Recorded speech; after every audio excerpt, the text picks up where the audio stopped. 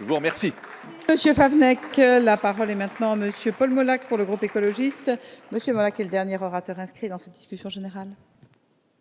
Madame la présidente, donc Madame la présidente, Madame la ministre, Monsieur le président de la commission des lois, Monsieur le rapporteur, mes chers collègues, donc cette PPL de nos excellents collègues du groupe radical est porté par un non moins excellent collègue dont on sait qu'il sait prendre de l'altitude pour dominer les problèmes et voir loin. Donc, cette PPL comporte un article unique visant à modifier la loi du 10 septembre 1947 portant statut de la coopération pour modifier les conditions de rémunération des parts sociales des coopératives. Actuellement, cette rémunération ne peut excéder le taux moyen de rendement des obligations des sociétés privées publié par le ministère de l'économie lui-même assis sur les rendements des emprunts d'État à long terme. Or, dans un environnement durable de taux d'intérêt peu élevés et considérant que la rémunération des parts sociales est soumise à la CSG et qu'elle est ensuite soumise à hauteur de 60% de l'impôt sur le revenu, le taux réel est extrêmement faible, voire proche de zéro. Il est donc proposé que les coopératives ne puissent servir à leur capital qu'un intérêt dont le taux est au plus égal à la moyenne des taux moyens de rendement des obligations du service public, etc., etc. Je dirais que c'est particulièrement faible. Alors, dans le projet de loi de finances rectificatif, nous avions essayé de trouver une solution qui a été recalée par le Conseil constitutionnel et donc le gouvernement a pris ses responsabilités. Il faut ensuite que le parlementaire reprenne les siennes, en quelque sorte.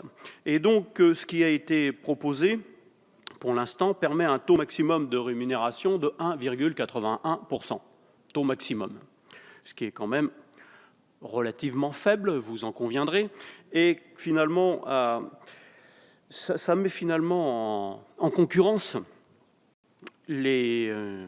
d'autres types de produits qui pourraient être tout simplement le livret A ou le livret d'épargne populaire, dont on sait aussi que les rendements sont relativement faibles, mais qui pourraient du coup être plus intéressants que celui du secteur coopératif.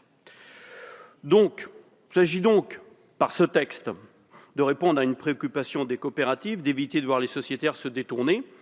Il est à noter que le taux proposé est loin d'en faire un placement financier avantageux ou spéculatif.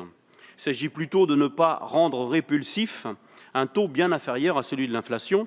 Pour mémoire, l'inflation en France n'a cessé de baisser, mais elle est certes partie en 2011 de 2,1% et en 2015 devrait être autour de 0.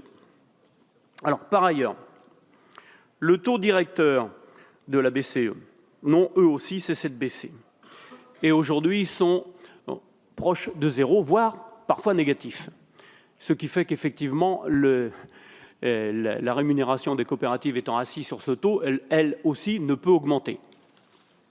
Donc, il convient par l'adoption de cette proposition de loi d'essayer d'y remédier un tant soit peu et de rendre les coopératives attractives. Alors, le texte proposé par Joël Giraud au nom du groupe radical s'inscrit dès lors dans l'esprit de la loi sur l'économie sociale et solidaire de Benoît Hamon, adoptée à l'été 2014. Celle-ci visait à reconnaître la place de l'économie sociale et solidaire, qui représente environ 10% du PIB et 10% des salariés, en lui donnant les outils nécessaires pour consolider son développement, en particulier le cadre juridique. Sur le volet financement, elle prévoyait que les entreprises de l'économie sociale et solidaire pouvaient jouir d'un meilleur accès au financement de la BPI, que l'agrément d'entreprise solidaire devient l'agrément entreprise solidaire d'utilité sociale pour élargir le secteur à des entreprises commerciales respectant les valeurs de l'ESS, et que le titre associatif, instrument de financement des associations, soit modernisé, tandis qu'un nouvel outil, le titre fondatif, soit créé afin de renforcer leurs fonds propres. Donc, le gouvernement propose un amendement, me semble-t-il, qui fait discussion, et donc nous en parlerons tout à l'heure. Enfin, en tout cas, Madame Rabault, je ne sais pas si vous êtes soutenue par le gouvernement, et ce qui consiste à permettre de renforcer l'encadrement commercial des parts sociales, et en particulier pour le secteur bancaire. Bon, cet amendement me semble positif, et donc je le défendrai tout à l'heure. Donc, tout ce qui est développé dans l'esprit de ces lois, en particulier en faveur des entreprises coopératives, est à saluer, car nous avons un potentiel de développement encore très important. Tous mes collègues, que ce soit Madame Dubié, Madame Ledin, et Monsieur Lurton, et dernièrement Monsieur Favennec, vous avez tous souligné l'importance de la coopération, en particulier dans l'agriculture. Alors c'est vrai qu'un ancien agriculteur comme moi le sait fort bien, puisque quand on parle de Triscalia par exemple, ou encore d'une coopérative plus connue, Limagrin dans le sud-ouest, eh bien ce sont des choses qui, à mes oreilles, me sont effectivement connues. Alors je dirais même que nous allons plus loin, parce que quand on parlait tout à l'heure des motards qui ne trouvaient pas d'assurance, eh bien sachez, Anne-Yvonne, que les AMA, par exemple, ont été créés tout simplement par les agriculteurs, parce que juste aux sorties de la guerre, ils avaient besoin de pouvoir avoir une assurance tout simplement pour leur cheval à cette époque-là, avant de passer au tracteur. Et que donc personne ne voulait assurer les chevaux, et que donc ils ont créé leurs propres assurances pour ça, en particulier dans une région bien connue qui s'appelle le Léon. Donc, notre tissu industriel, et en particulier agricole, ne serait pas celui que nous avons sans les coopératives, dont on a rappelé l'excellence également au niveau tout simplement social, et la possibilité d'être à la fois salarié dans une coopérative tout en étant finalement son propre employeur par l'intermédiaire de parts sociales.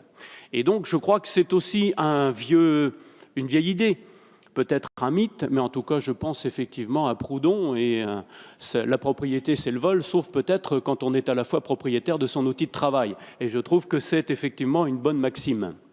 Donc, je voterai évidemment avec, je dirais, entrain cette proposition de loi, et vous pouvez compter forcément sur notre appui, et le mien en particulier. Voilà, je vous remercie. Merci, Monsieur Molac.